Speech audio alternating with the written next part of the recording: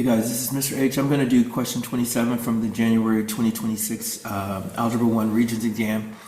Basically, they've given us two expressions and they want us to multiply them and come up with the simplified expression, and they want us to put it in standard form, right? So basically, we're going to take these two expressions and multiply them. Now, this has two terms, this has three terms, so I'm going to do a 2 by 3 box. And all right, so here's what I'm gonna do, change the color. So I'm gonna put 2x to the first power here plus 3 here. Over here is gonna be a negative 6x squared plus 5x to the first, and then minus 1 here. The way I like to do it is I like to do this in steps. The first thing I do is just go through and multiply the numbers and get everything inside the box. So 2 times a negative 6 is going to be a negative 12. 2 times 5 is going to be 10. 2 times a negative 1 is a negative 2. 3 times a negative 6 is a negative 18.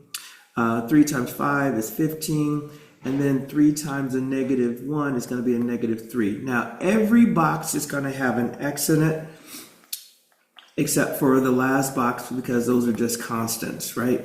So now, all I'm going to do now, the second part, is I'm just going to add the exponents, because that's a property. So this is going to be 3, this will be 2, this will be 1, this will be 2, oops, this will be 2, this will be 1, and this over here is 0. Now I'm just going to combine like terms. These two can go together, these two can go together. So my simplified expression is going to be a negative 12x to the third power, a negative 18, let's make this red so it'll pop a little better. A negative 18 plus 10 is going to be a negative 8x squared.